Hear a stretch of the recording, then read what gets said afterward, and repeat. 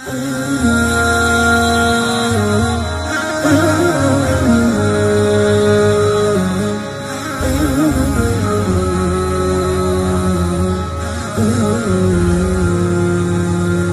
علیکم ورحمۃ اللہ وبرکاتہ۔ ناظرین،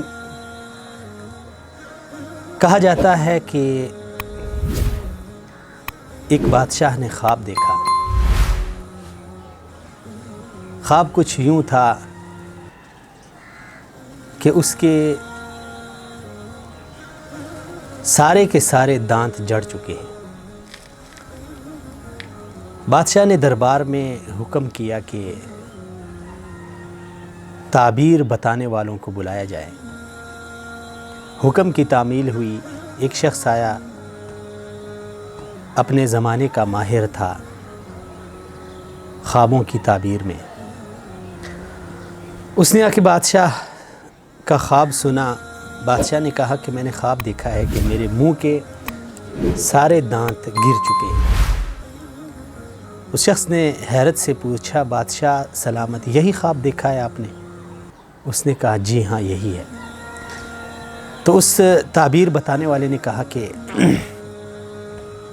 بادشاہ سلامت، تمہارے گھر والے، تمہارے خاندان والے سب کے سب تمہارے سامنے مر جائیں گے۔ بادشاہ کو بڑا غصہ آیا۔ اس نے دربانوں سے حکم کیا کہ اس کو فی الفور گرفتار کر کے اس کو جیل میں ڈال دیا جائے اور کسی دوسرے بندے کو بلایا جائے۔ دوسرا آیا، اس نے بھی کچھ اسی طرح کی تعبیر بتائی، اسے بھی گرفتار کرنے کا حکم دیا گیا۔ تیسرا شخص آیا، اس نے بادشاہ کا خواب سنا۔ بادشاہ نے کہا کہ میں نے خواب دیکھا ہے کہ میرے دانت سب کے سب گر چکے ہیں۔ تو اس نے بھی حیرت سے پوچھا، بادشاہ سلامت، واقعی آپ نے یہی خواب دیکھا ہے؟ تو اس نے کہا ہاں۔ تو وہ آگے سے ہنس پڑا اور مسکرا کر کہنے لگا، بادشاہ سلامت، مبارک ہو آپ کو۔ بادشاہ نے بھی محو حیرت میں اس سے پوچھا، کس بات کی مبارکباد، کون سی مبارکباد؟ تو اس نے کہا، بادشاہ سلامت، اس خواب کی تعبیر یہ ہے کہ تمہاری عمر بہت لمبی ہوگی۔ بڑا خوش ہوا بادشاہ اور اس نے حکم دیا کہ اس کو انعام و اکرام سے نوازا جائے۔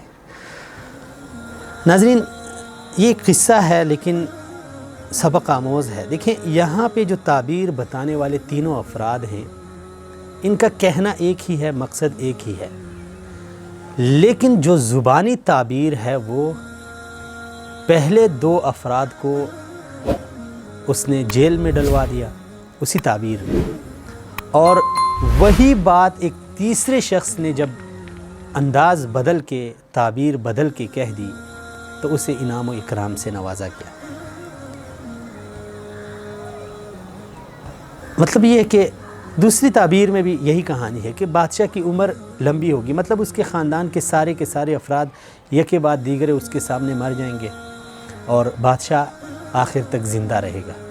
اور پہلے شخص نے تو ڈائریکٹلی کہا کہ بادشاہ سلامت، آپ کے سارے خاندان والے تمہارے سامنے مر جائیں گے، لیکن تعبیر کا اتنا فرق ہوا کہ ایک طرف سزا کا باعث بنا اور ایک طرف یہی تعبیر انعام اور اکرام کا باعث بنی۔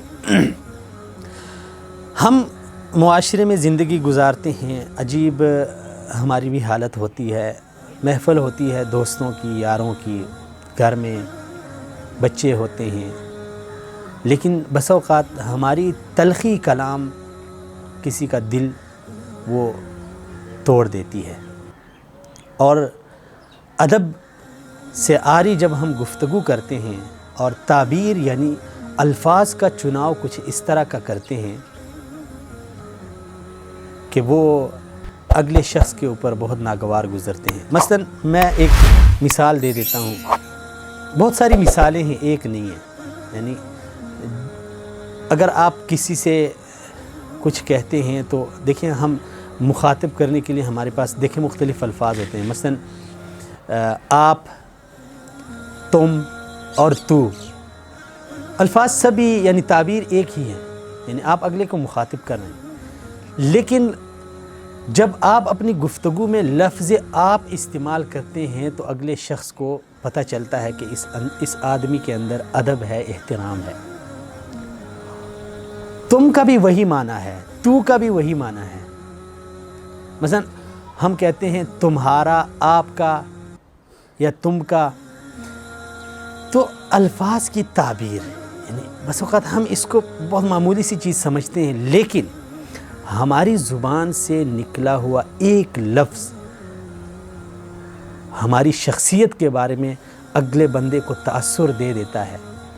وہ ہمارے بارے میں فوراً یہ فیصلہ کر لیتا ہے کہ یہ شخص، اس کی تربیت کیسی ہے، اس کا اخلاق کیسا ہے، اور اس کی زبان اور اس کی گفتار کیسی ہے۔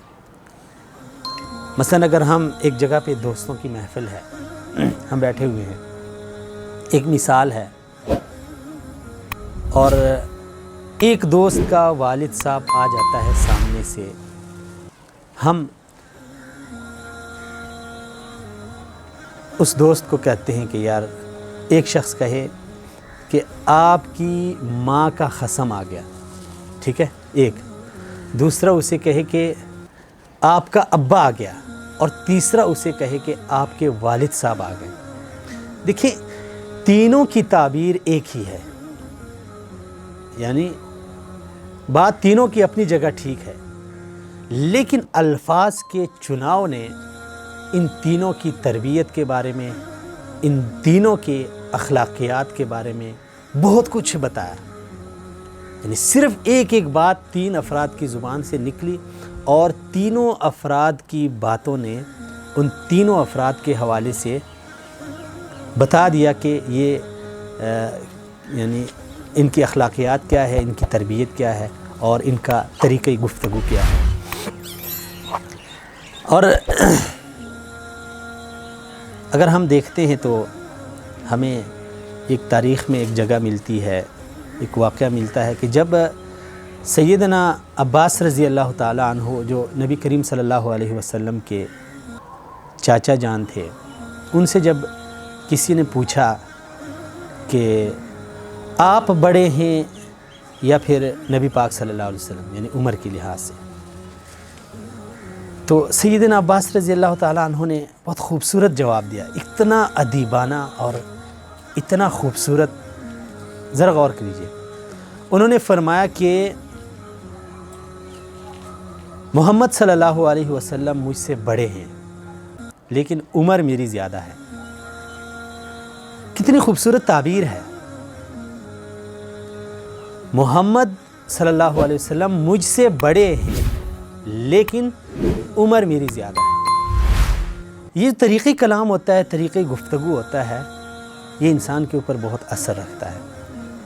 اسی لیے صرف یہ نہیں، یعنی بس اوقات ایک اشکال ہے یہاں پہ، میں ذکر اس کا ضروری سمجھتا ہوں، وہ یہ ہے کہ ہم جب دوستوں کے ساتھ گل مل جاتے ہیں، محفل ہوتی ہے، تو ہم سب یہی کہتے ہوتے ہیں کہ یار دوستی میں کیا تکلف، اور پھر اسی کو آڑ بنا کے ہم اپنی زبان کا ایسا استعمال کرتے ہیں، ہم یہ سمجھتے ہیں کہ یار شاید یار اگلا جو آپ کا دوست ہے وہ آپ کے لحاظ کی وجہ سے، خاطر کی وجہ سے آپ کو، یعنی آپ کی بات سنتا ہے، اسے برداشت کرتا ہے، لیکن اگر یہی اس کو ہم آڑ بنائیں یا اس کو ہم دلیل بنائیں کہ یار دوستی میں کوئی تکلف نہیں ہوتا، اس میں تو کھل کے بات کرنی چاہیے، لیکن جب اسی طرح ہم اس تکلف کو ختم کرتے ہیں تو پھر ہماری زبان پہ یہ جو الفاظ ہوتے ہیں اس طرح کے غیر اخلاقی اور جن کی تعبیر یا الفاظ کا چناؤ صحیح نہیں ہوتا، یہ ہماری عادت بن جاتی ہے۔ پھر ہوتا یہ کہ جب آپ بڑے ہوتے ہیں، جب آپ شادی کرتے ہیں تو آپ گھر والوں کے ساتھ بھی وہی آپ کا رویہ ہوتا ہے، پھر اس سے بڑھ کر جب آپ کے بچے ہوتے ہیں تب بھی پھر آپ کی یہی صورتحال ہوتی ہے۔ تو یہ جو زبان ہے نا، اس کو آپ جس چیز پہ عادی بناتے ہیں نا، تو یہ پھر عادت اس کی بن جاتی ہے۔ تو اسی لیے شاید یہ زبان بہت خطرناک چیز بھی ہے، یعنی جو زبان کے زخم ہوتے ہیں یا زبان کے جو فسادات ہوتے ہیں یہ بہت زیادہ ہوتے ہیں، اور زبان کا دیا ہوا دکھ بھی بڑا گہرا ہوتا ہے۔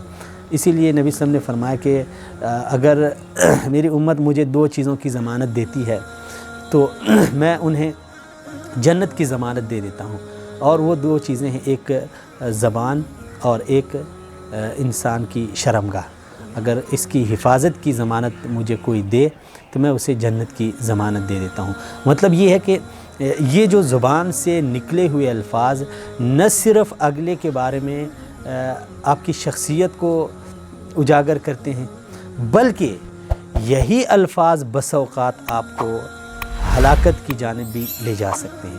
تو اسی لیے گزارش یہ ہے کہ عام محفل ہو، دوستوں کی محفل ہو، گھر ہو، بازار ہو، مارکیٹ ہو، آپ کلاس میں ہوں، جہاں کہیں پہ بھی ہوں، تو آپ جب آپ بات کرتے ہیں تو آپ ایسا طریقہ کلام، ایسے الفاظ کا ایسے چناؤ اختیار کریں جو آپ کے بارے میں اگلے کو مجبور کرے، وہ یہ کہے کہ واقعی یہ شخص، اس کی تربیت بھی ہوئی ہے، اس کا اخلاق بھی اچھا ہے، اور یہ تہذیب بھی ہے، اس میں شائستگی بھی ہے، اور سب سے بڑھ کر اس میں انسانیت بھی ہے۔ بہت شکریہ۔